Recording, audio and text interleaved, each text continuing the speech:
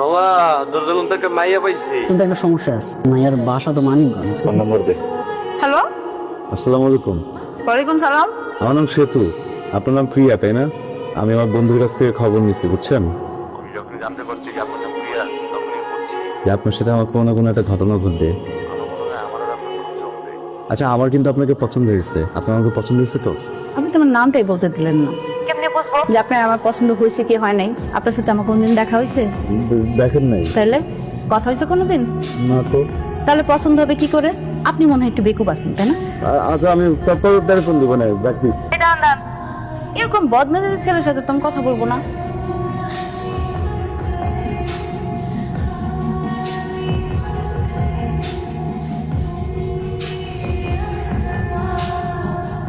কি তুই আমার প্রেমিকা দিছিস? ভালো কথা, আর বললি না কেন ওই মেয়ে অন্য ধর্মের? তুই আমার কাছে মাইয়া তো সময় স্পেসিফিক করে বলে দেস নাই যে আমি হিন্দু হতে হবে না, বৌদ্ধ হতে হবে না, মুসলমান হতে হবে না, খ্রিস্টান হতে হবে। বলছিলি আমি যে একটা মেয়ের সাথে প্রেম করতেছি, এই মেয়েটা যে অন্য ধর্মের, আমি ওকে বিয়ে করবো কিভাবে? তুই না বলি প্রেম করবি, আমি বিয়ের ব্যাপার আসলো কোথেকে? প্রেম করবো, বিয়ে করবো না, আমি কি করবো এটা বল? তোর কিছু করতে হবে না, আমি মায়ের ফোন দিয়ে বলতেছি যে সে তো তোমার লাগে আর যোগাযোগ করবো না। আর আমাদের সম্পর্ক তো এখন আর আপনি আপনিতে নেই, এটা তো তুমি তুমিতে হয়ে গেছে না। আমি কিভাবে ছাড়বো? ওকে ভালো লাগে না কথা বলতে? আমি তো লজ্জা পেয়ে দিচ্ছি, প্রথমবার কোনো মেয়ের সাথে দেখা করতে আসছি তো। তোমার পছন্দের রং কোনটা? বলছিলাম ভুলে গেছি। এর কথা বলবো? অনুমতি লাগবে না, এমনি বলো। কাছে এসে বলি? বলো। Sorry sorry sorry. সিনেমার ভিতর দেখছি নায়ক নায়িকার পা ধরে এরকম টান দেয়, কি সুন্দর পাদে উঠে আসে, কিন্তু পড়ে গেলাম।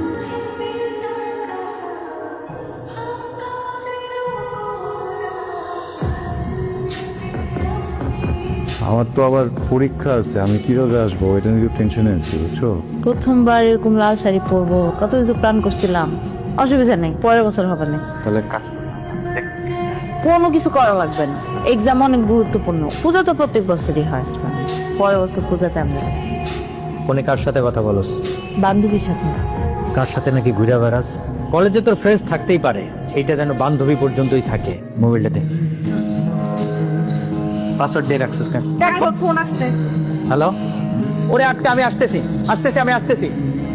শোন রে মা, জীবনে এমন কোনো কাম করিস না যেন তোর বাবা রসু মাথা দা নিচু হয়ে যায়। এই যে তোর প্রদীপ কাকা, ওর মায়াডা এক সেরার লগে ভাইগে গেছে দেখে এখন পর্যন্ত ওর মন্দিরে ঢুকবার দেয় না। অথচ এই গ্রামের মানুষ আমার অনেক সম্মান করে, তারাই ভালোবেসে আমার এই মন্দিরের প্রধান বানাইছে। জীবনে এমন কোনো কাম করিস না রে মা, যেন আমি সমাজে মুখ দেখাইতে না পারি। এই হেল্পটা করতে হবে বান্ধবী। আমি কিন্তু বাসায় বলছি যে আমি পিকনিকে যেতেছি, তুই আসিস সাথে। বাসা থেকে যদি তোর ফোন দেয়, মা তুই একটু কর, একটু ম্যানেজ কর। এর মধ্যে কিন্তু আমার বাড়ির আশেপাশতেও আসবে না, দাদা যদি জানতে পারে আমাকে মায়েরা থাকবে। খুব সাবধান, একদম কাকু। এই কি হয়েছে তোমার? এই চেয়ারে ডাক কিসের? দাদা জানি গেছে তোমার আমার কোথাও। প্রিয়া তোমারে মারছে কে? দাদা তুমি না আমারও মাইরা ফেলাও, ওর বাবারও মাইরা ফেলাও। দাঁড়াচ্ছ কেন? আমি আমার মেয়ের টাইটটা ভাষায় দেবো, কিন্তু তাও একটা মুসলমানের ঘরে আমি দিব না। আন্টি, আমি অনেক বড় অন্যায় করে ফেলছি। যেই বাড়ির মেয়েকে ভালোবাসি ওই বাড়ির একজন সদস্য গায়ে হাত দিচ্ছি। পরিবার যে আমাকে মেনে নেবে না এটা আমি জানি। কি করবো বলেন? 5 বছরের সম্পর্ক তো মাথা কাজ করতেছিল না আন্টি। আমি যখন এই সম্পর্কে প্রথমবার গেছি আমি জানতাম না ও হিন্দু।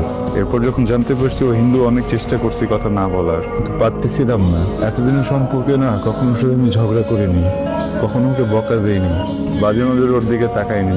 এই মানুষটাকে একজন এইভাবে মারছে, আমি সত্যি মাথায় কাজ করতেছিল না। আপনি আমাকে একটা কথা দিবেন, আপনি কখনো ওর গায়ে হাত দিবেন না। আর ওকে যখন বিয়ে দিবেন, এমন একটা পরিবার দেখে বিয়ে দিবেন যে পরিবারে কেউ ওর উপর অত্যাচার না করে। তাহলে আমিও কথা দিব, আমি ওর লাইফ থেকে একেবারে সরে যাব, আর কোনোদিন ওর সাথে যোগাযোগ করবো না। আজকে এখান থেকে চলে যাওয়ার পর ও 1000 চেষ্টা করলেও আর কখনো আমার সাথে যোগাযোগ করতে পারবে না। ঠিক আছে, কথা দিলাম।